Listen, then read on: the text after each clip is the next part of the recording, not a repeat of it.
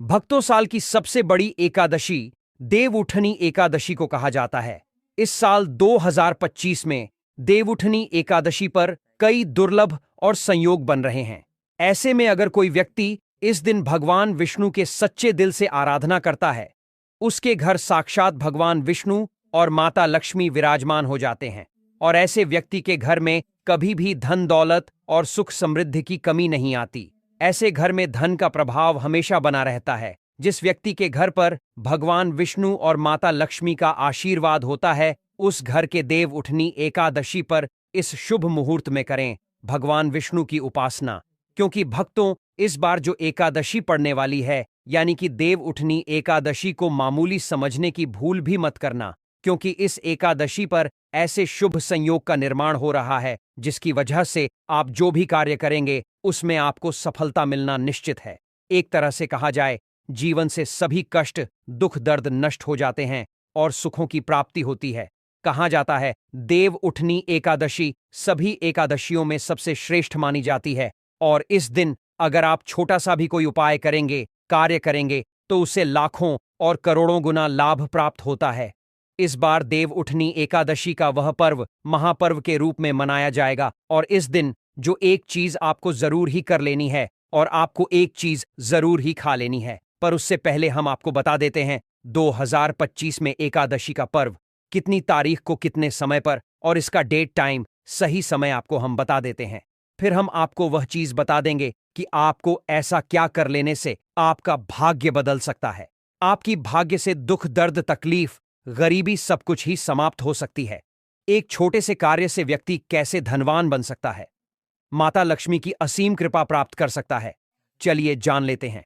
सबसे पहले वैदिक पंचांग के अनुसार कार्तिक शुक्ल पक्ष की एकादशी तिथि के दिन देव उठनी एकादशी व्रत का पालन किया जाता है। इस दिन भगवान विष्णु की विशेष उपासना की जाती है। हिंदू धर्म में एकादशी व्रत का विशेष महत्व है।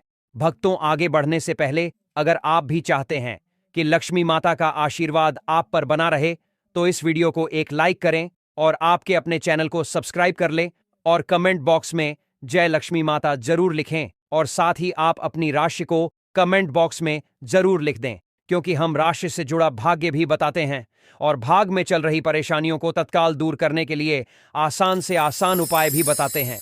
इसलिए आप अपनी राशि कमेंट बॉक्स में जरूर लिख दें। धार्मिक मान्यताओं के अनुसार जो व्यक्ति एकादशी व्रत का पालन करता है, उन्हें सभी प्रकार के कष्ट और दुखों से मुक्ति प्राप्त हो जाती है। बता दें कि प्रत्येक वर्ष कार्तिक मास के शुक्ल पक्ष की एकादशी तिथि के दिन देव उठनी एकादशी व्रत का पालन किया जाता है। इस वर्ष यह व्रत 2 नवंबर 2025 रविवार के दिन रखा जाएगा। इस विशेष दिन पर पूजा पाठ के लिए कुछ शुभ योग का निर्माण हो रहा है। आइए जानते हैं किस समय करें। देव उठनी एकादशी पर भगवान विष्णु की उपासना। देव उठनी एकादशी 2025 शुभ मुहूर्त। वैदिक पंचांग के अनुसार कार्तिक शुक्ल पक्ष की एकादशी तिथि 1 नवंबर 2025 को सुबह 9:11 पर शुरू हो रही है और 2 नवंबर 2025 को सुबह 7:30 पर खत्म हो रही है। और इस दिन ब्रह्म मुहूर्त और अभिजीत मुहूर्त जैसे शुभ योगों का निर्माण हो रहा है। ब्रह्म मुहूर्त सुबह 4:50 से सुबह 5:41 तक रहेगा और अभिजीत मुहूर्त सुबह 11:45 से दोपहर 12:30 के बीच रहेगा। इन दोनों ही मुहूर्त को पूजा पाठ के लिए बहुत ही उत्तम माना जाता है। एकादशी व्रत के दिन भगवान विष्णु की उपासना अभिजीत मुहूर्त में की जाती है, जो इस दिन सुबह 11:45 से दोपहर 12:30 के बीच रहेगा। इसके अलावा इस दिन सूर्योदय सुबह 6:33 पर होगा और सूर्यास्त शाम 5:36 पर होगा, जबकि चंद्रोदय दोपहर 2:49 पर होगा। इन सभी शुभ मुहूर्तों में पूजा करने से भगवान विष्णु की कृपा विशेष रूप से प्राप्त होती है और जीवन में सकारात्मक ऊर्जा का संचार होता है। भक्तों, आप सभी को यह जानना भी बेहद ही जरूरी और खास है कि एकादशी व्रत का क्या है। महत्व शास्त्रों में एकादशी व्रत के महत्व को विस्तार से बताया गया है। धार्मिक मान्यताओं के अनुसार जो व्यक्ति प्रत्येक एकादशी व्रत का पालन करता है, उन्हें समस्त पाप और कष्टों से मुक्ति मिल जाती है और श्री हरि के चरणों में स्थान प्राप्त होता है। एकादशी व्रत के दिन भगवान विष्णु की विधिवत उपासना करने से रोग, दोष इत्यादि दूर हो जाते हैं और धन ऐश्वर्य का आगमन होता है। इस दिन तुलसी की उपासना का भी विधान है। वहीं देव उठनी एकादशी के दिन भगवान विष्णु 4 माह के योग निद्रा से जागृत होते हैं, जिस वजह से इस दिन का महत्व और भी बढ़ जाता है। इसके अलावा इस दिन से मांगलिक कार्य जैसे विवाह, सगाई आदि शुरू हो जाते हैं, जो जीवन में नई शुरुआतों का प्रतीक होते हैं। चलिए, अब हम आपको बता देते हैं कि देव उठनी एकादशी के दिन गाय को ऐसी कौन सी चीज खिला देने से व्यक्ति धनवान बन जाता है, करोड़पति बन जाता है, हर एक मनोकामना इच्छा पूरी हो जाती है। भक्तों, वीडियो को पूरा ही देखें। आधा अधूरा से माता लक्ष्मी भी आपसे क्रोधित हो जाएंगी और पूजा का कोई फल आपको प्राप्त नहीं होगा। इस दिन माता लक्ष्मी और भगवान विष्णु की पूजा की जाती है। मान्यता है कि इस व्रत को करने से पापों का अंत होता है। भक्तों, अगर आप भगवान विष्णु माता लक्ष्मी के सच्चे भक्त हैं, एकादशी का व्रत करते हैं, तो कमेंट बॉक्स में जय हरि विष्णु, जय माता लक्ष्मी, जय गौ माता अवश्य लिखें। इतना ही नहीं, व्यक्ति को कई तरह के रोग दोष और आर्थिक समस्याओं से भी छुटकारा मिलता है और अक्षय पुण्य की प्राप्ति होती है। पांडवों ने श्री कृष्ण के मार्गदर्शन में इस व्रत को करके महाभारत युद्ध में विजय प्राप्त की थी। भक्तों, देव उठनी एकादशी के दिन स्वर्ग का दरवाजा खुल जाता है, इसलिए इस दिन किया गया दान पुण्य अन्य दिनों में किए गए दान पुण्य से अधिक फलदायी होता है। वास्तव में 2 नवंबर देव उठनी एकादशी के दिन अगर आप यह उपाय कर लेते हो तो यकीनन आप पर मां लक्ष्मी की कृपा होगी और आप धनवान बन जाओगे। आप धनवान ना बने तो मुझे बताना भक्तों, बस जो उपाय आपको बताया जाए वह उपाय लेना चाहिए। जानते हैं, देव उठनी एकादशी के दिन चुपचाप गाय को खिला दें। यह एक छोटी सी चीज, करोड़पति बनेंगे। सभी संकट और कष्टों से मुक्ति, मृत्युदंड, पितृदोष तुरंत होगा खत्म। पूरे साल आपके भरे रहेंगे। अन्न धन के भंडार यूं कहें कि आपकी 7 पुश्तें तक करेंगी। रुपयों पैसों पर राज्य भक्तों, 7 पीढ़ियों तक बैंक बैलेंस बढ़ता चला जाएगा। सभी दुख दर्द संकट कष्ट दूर हो और सभी सुख आपके कदमों में आ जाएंगे। सब सुख आपके कदम चूमेंगे। यदि आप यह एक छोटी और खास चीज चुपचाप गाय को खिला देते हैं तो तत्काल गरीबी आपके जीवन से खत्म हो जाएगी। यूं कहे व्यक्ति रंग से राजा बन जाता है और 33 कोटि देवी देवताओं को धारण करने वाली गौ माता की भी कृपा व्यक्ति पर आजीवन बरसती है। व्यक्ति के घर में कभी भी धन वस्त्र कमी नहीं होती है। धन के भंडार व्यक्ति के घर में भरे रहते हैं। व्यक्ति के जीवन से काल गरीबी खत्म हो जाती है। तो भक्तों, कौन कौन से वे गाय से जुड़े खास और महत्वपूर्ण उपाय हैं जिन्हें यदि आप एकादशी के दिन कर लेते हैं तो भक्तों यकीन मानिए, आपके घर में अन्न धन के भंडार सदैव भरे रहेंगे। जो भी जीवन के दुख दर्द संकटग्रस्त है वह सभी दूर हो जाएं। इस वीडियो में हम आपको उसी खास और महत्वपूर्ण चीज के बारे में बताएंगे, क्योंकि आपको एकादशी के दिन गाय को जरूर खिलानी है। तो भक्तों, फायदे के लिए पूरा वीडियो देखना। यदि आज की इस वीडियो को अपने बीच बीच में से देखा, काट काट कर देखा, तो यकीन मानिए जीवन में आपको कभी सफलता हासिल भी नहीं होगी, क्योंकि इस वीडियो में आपको कुछ ऐसे उपाय गाय से जुड़े बताने वाले हैं जिन्हें करने से आपके जीवन के जो भी दुख दर्द संकट है या कामयाबी होने में कोई बाधाएं आ रही, सभी से छुटकारा मिलने वाला है। यूं कहें कि आपके जीवन में अपार धन सुख संपत्ति की प्राप्ति हो जाएगी। कभी भी धन से संबंधित परेशानी नहीं रहेगी। आर्थिक स्थिति आपकी प्रबल हो जाएगी।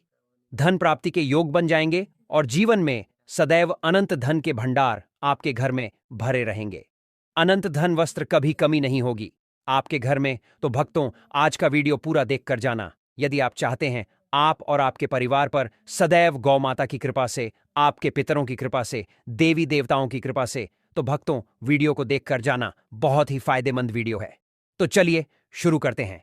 कौन कौन सी गाय से जुड़ी हुई उपाय हैं। भक्तों, सनातन परंपरा में गाय गंगा और गायत्री का बहुत ज्यादा धार्मिक महत्व है। मान्यता है कि गौ माता के शरीर पर 33 कोटि देवी देवताओं का वास होता है। गौ माता की सेवा एवं पूजा करने वाले जातक पर इन सभी देवी देवताओं की कृपा बरसती है। गौ सेवा से न सिर्फ इस जन्म के बल्कि पूर्व जन्म के भी दोष दूर हो जाते हैं। प्रत्येक सुबह जब आपके घर में भोजन बनना प्रारंभ हो तो सबसे पहले बनाई गई रोटी को आप गौ माता के नाम से निकाल दें और गौ माता को इस रोटी को खिलाएं।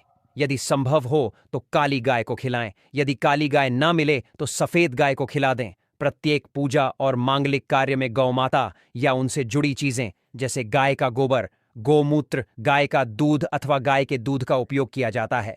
परंपरा के अनुसार जिस घर में गाय होती है उस घर से जुड़े सभी वास्तु दोष स्वतः ही समाप्त हो जाते हैं। भक्तों, गौ कृपा पाने के लिए प्रतिदिन, सप्ताह अथवा महीने में परिवार समेत एक बार गौशाला जाने का नियम जरूर बनाएं और वहां गायों को हरा चारा जरूर खिलाएं।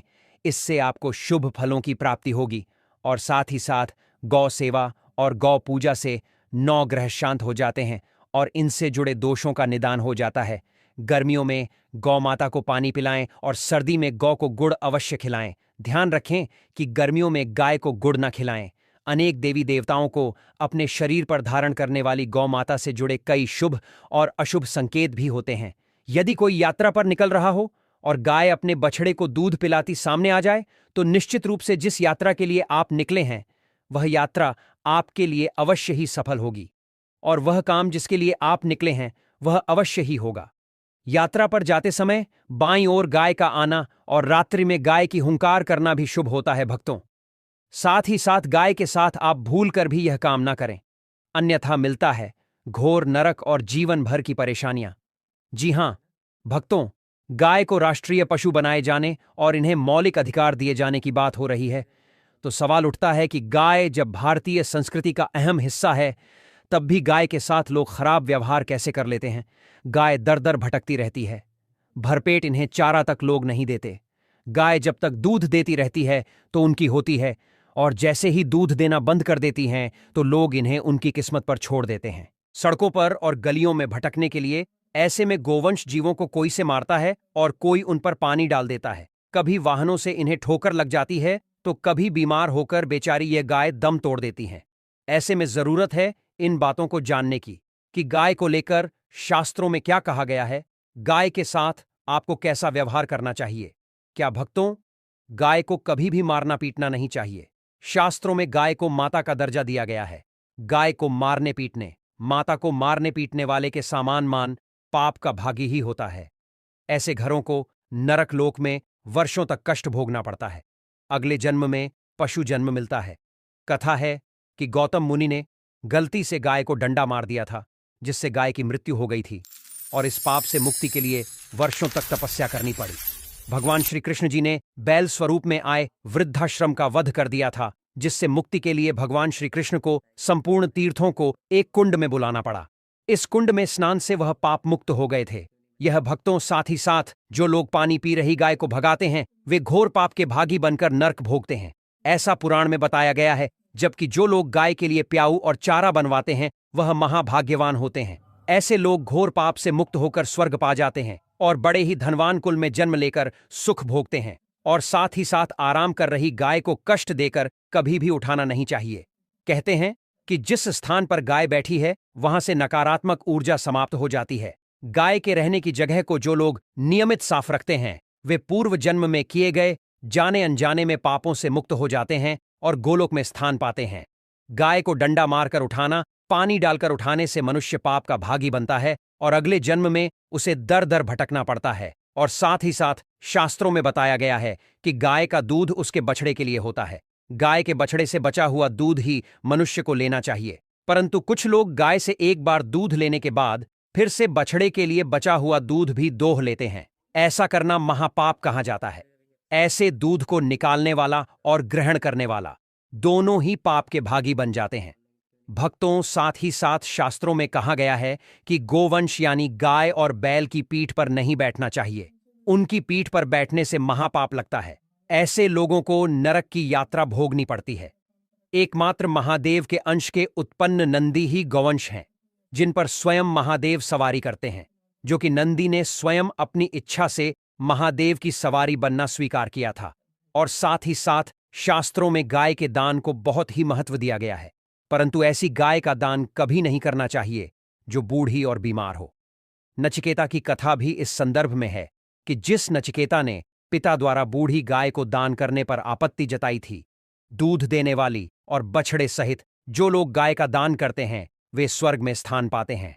भक्तों, साथ ही साथ सूर्य, चंद्र, मंगल या शुक्र की युति राहु से होकर संबंध पिता से एवं केतु का संबंध रक्त से होने के कारण सूर्य यदि शनि, राहु और केतु के साथ स्थित हो या दृष्टि संबंध हो तथा मंगल की युति राहु या केतु से हो तो पितृदोष होता है। इस दोष से जीवन संघर्षपूर्ण बन जाता है।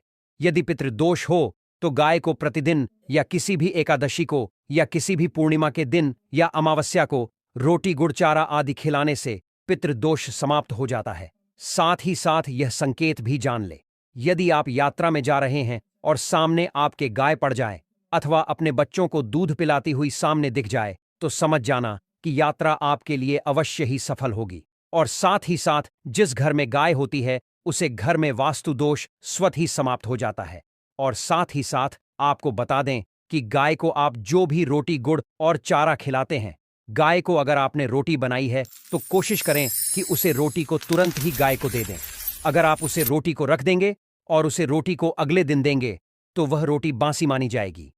गाय को कभी भी बासी रोटी ना दें, इससे घर में नकारात्मक ऊर्जा वास करती है और जो भी कार्य आपके बनने वाले होंगे वह कार्य भी आपके बिल्कुल भी नहीं बनेंगे। इससे आपके घर में हमेशा दरिद्रता का वास रहेगा और आप जिस भी कार्य को करेंगे उसमें आपको हमेशा असफलता ही हाथ लगेगी। इसलिए कोशिश करें कि गाय को रोजाना रोटी बनाकर खिलाएं और रोटी को बिल्कुल ना रखें। बांसी रोटी गाय को न दें और साथ ही साथ सड़ी गली चीज गाय को नहीं खिलानी चाहिए कि घर में कोई फल है, कोई सब्जी है, सड़ जाए तो लोग क्या करते हैं, गाय को खिला देते हैं। ऐसा हमें बिल्कुल भी नहीं करना चाहिए। ऐसा करने से यदि आप गाय को खिलाते हैं तो आप अपने भाग्य से खेलते हैं। आप बिल्कुल भी गाय को सड़ी गली चीज नहीं खिलाएं और साथ ही साथ आप आटे की 11 लोइयां बनाकर इनके ऊपर हल्दी लगाइए। इसके बाद आप उन 11 लोइयों को एक एक करके गाय को खिलाएं। प्रत्येक लोई को खिलाते समय गाय की सिंह पर आप हाथ फेरें, पीठ पर हाथ फेरें, मस्तक पर हाथ फेरें। माता गाय के आप चरणों के स्पर्श करें। यह भक्तों ऐसा करने से आपके समस्त कार्य बनने लगेंगे। जो दुख का समय चल रहा है वह भी समाप्त होगा। आपके जीवन में खुशियां ही खुशियां होंगी। और एक बार आप 7 बार गाय की परिक्रमा भी कर लें तो आपके समस्त कार्य पूर्ण होंगे। और साथ ही साथ आप गाय को जब भी रोटी दें, रोटी पर या तो आप थोड़ी सी हल्दी लगा लें या थोड़ा गुड़ रख लें। अगर गुड़ ना हो तो थोड़ा आप मिश्री रख सकते हैं, थोड़ा घी रख सकते हैं। भक्तों, गाय को कभी भी सूखी रोटी ना खिलाएं। सूखी रोटी मतलब गाय जो रोटी खिलाएं उस पर कुछ ना कुछ रख कर खिलाएं। हल्दी रख लें, गुड़ रख लें, मिश्री रख लें या जो भी रख ले, लेकिन खाली रोटी नहीं खिलानी है। आपको ध्यान इस बात का रखना है दोस्त, गाय के अंदर सभी देवी देवताओं का निवास माना जाता है। तो आप सुबह जो पहली रोटी बनाते हैं वह अगर गाय को खिलाते हैं तो सभी देवी देवताओं का आशीर्वाद मिलता है।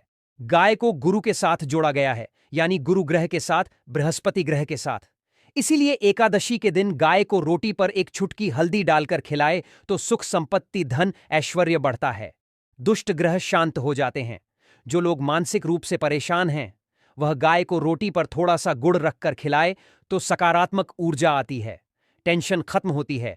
इससे आपको शुभ फलों की प्राप्ति होगी। देवउठनी एकादशी पर तुलसी विवाह अगर आप करते हैं तथा अगर विष्णु जी की आप पूजन करते हैं तो विशेष रूप से कुछ आपको सावधानी रखनी चाहिए, या फिर आप हो सके तो यह उपाय जरूर करना, यह सावधानी जरूर बरतना है। तो तुलसी के पौधे के चारों तरफ आपको स्तंभ जरूर बनाना चाहिए, फिर तोरण जरूर सजाना चाहिए, रंगोली से अष्टदल कमल जरूर बनाएं, शंख चक्र और गाय के पद, यह तीनों चीज जरूर बनना चाहिए। ऐसा माना जाता है कि इस दिन शंख चक्र और गाय के पद बनाए जाते हैं तो ऐसे घर में भगवान नारायण तथा माता लक्ष्मी स्थायी रूप से वास करती हैं। इनकी दिव्य शक्तियां सूक्ष्म रूप से आपके घर में वास करती हैं। तुलसी के साथ आंवले का गमला इस दिन जरूर लगाना। तुलसी के साथ साथ आंवले का भी पूजन जरूर करना, क्योंकि आंवले को भगवान विष्णु जी अर्थात नारायण जी के स्वरूप माना जाता है और तुलसी माता को लक्ष्मी जी का स्वरूप कहा गया है। जिस प्रकार नारायण के बिना तुलसी अधूरी है, उसी प्रकार तुलसी के बिना नारायण भी अधूरे हैं। अर्थात भगवान जो नारायण हैं यह आंवले के स्वरूप में विराजमान होते हैं और माता तुलसी जो है यह लक्ष्मी के स्वरूप कह गई हैं। यह माता लक्ष्मी तुलसी के रूप में विराजित हैं। इस दिन हो सके तो तुलसी का 5 उपचार से पूजन जरूर करना। भक्तों, कक्षक श्रीमंत्र तुलसी का आप जरूर जपना। कक्षक श्रीमंत्र इस प्रकार से है, श्री हिमकलीम एवं वृंदावन स्वाहा, यह श्रीमंत्र है। माता तुलसी जी इसे बहुत प्रसन्न होती हैं। इस दिन घी का दीप और धूप जरूर दिखाना। सिंदूर, रोली चंदन और नैवेद्य, यह 4 चीज हैं। तुलसी माता को चढ़ाने से माता अखंड सौभाग्यवती का वरदान देती हैं। पुरुष चढ़ाते हैं तो ऐसे पुरुष के जीवन में फिर विष्णु जी की कृपा से कमी नहीं होती है। ऐसे पुरुष धर्म के मार्ग में चलने वाले होते हैं, धन की कमी कभी नहीं होती। हो सके तो इस दिन तुलसी माता को वस्त्र अलंकार से सुशोभित वस्त्र अलंकार आपको भेंट करना है। भक्तों, लक्ष्मी जी का स्तोत्र या दामोदर स्तोत्र, यह जो पाठ कह गए हैं, यह आपको जरूर करना चाहिए। तुलसी के चारों ओर दीपदान जरूर करें। ऐसा माना जाता है कि जो भी व्यक्ति तुलसी को एकादशी की तिथि में दीपदान करते हैं चारों तरफ, तो ऐसे व्यक्ति को मृत्यु के पश्चात कभी भी अंधेरे की प्राप्ति नहीं होती। का मतलब है कि आप जो दीपदान करते हैं, वह दीप प्रकाशित होते हुए आपकी जीवात्मा को स्वर्ग तक पहुंचने में मदद करते हैं।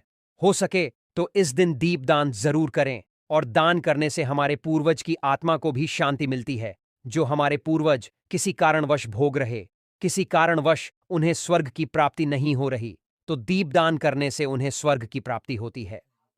भक्तों, एकादशी के दिन भगवान विष्णु जी को तुलसी जरूर चढ़ाना चाहिए। ऐसा माना जाता है कि इस दिन एक तुलसी का पत्ता चढ़ाने से 6000 गोदान के बराबर की प्राप्ति होती है। भगवान नारायण को इस दिन केवल एक तुलसी का पत्ता चढ़ाने से असंख्य गोदान के बराबर पुण्य की प्राप्ति होती है। लेकिन आज के दिन जान लीजिए, अर्थात इस दिन देव उठनी एकादशी के दिन गलती से भी तुलसी का पत्ता नहीं तोड़ा जाता, जो कि पत्ता आपको पहले से ही तोड़कर रखना है। जिन दंपतियों के यहां संतान ना हो, तो ऐसे व्यक्ति तुलसी नमस्कार जरूर पढ़ें, इससे संतान की प्राप्ति होती है। तुलसी नमस्कार के पाठ से सिर्फ शीघ्र ही, जिनका विवाह नहीं हो पाता तो उनके शीघ्र ही विवाह हो जाता है, बल्कि जो व्यक्ति विच्छेदन हो चुके हैं, जिनका कोर्ट कचहरी के मामले में कोई बड़ा केस अगर चलता है, तो वह समस्या भी दूर हो जाती है। भक्तों, नए घर में तुलसी का पौधा इस दिन लगने से श्री हरि भगवान विष्णु जी बहुत प्रसन्न होते हैं, और ऐसे घर में सभी प्रकार की मंगलकारी चीज प्रदान करते हैं। नौकरी पाने के लिए, कारोबार में तरक्की के लिए, या फिर हो सके तो अपने जीवन में उन्नति के लिए तुलसी का पौधा पीले कपड़े में बांधकर ऑफिस या दुकान के आसपास में जरूर रखें। इससे आपको नौकरी में, कारोबार में प्रमोशन मिलेगा, आपको हर कार्य में तरक्की मिलेगी। आप अपने घर में भी यह कार्य कर सकते हैं, देव उठनी एकादशी पर इस दिन आप हो सके तो भगवान विष्णु के मंदिर में जाकर विष्णु सहस्त्रनाम का पाठ भी जरूर करें, क्योंकि इससे जीवन में स्थिरता आती है और सभी बाधाएं दूर हो जाती हैं। इसके अलावा इस दिन फलाहार करके व्रत रखने से शरीर की शुद्धि होती है और मन में शांति का वास होता है। याद रखें कि देव उठनी एकादशी न केवल धार्मिक महत्व रखती है, बल्कि यह हमें प्रकृति और जीवों के प्रति दया और सेवा का पाठ भी सिखाती है। तो भक्तों, इस महापर्व को पूरे उत्साह से मनाएं और अपने जीवन को सुखमय बनाएं। भक्तों, यह तमाम जानकारी जन रुचि को ध्यान में रखकर दी जा रही है। वास्तु शास्त्र के उपाय को अपनी आस्था और विश्वास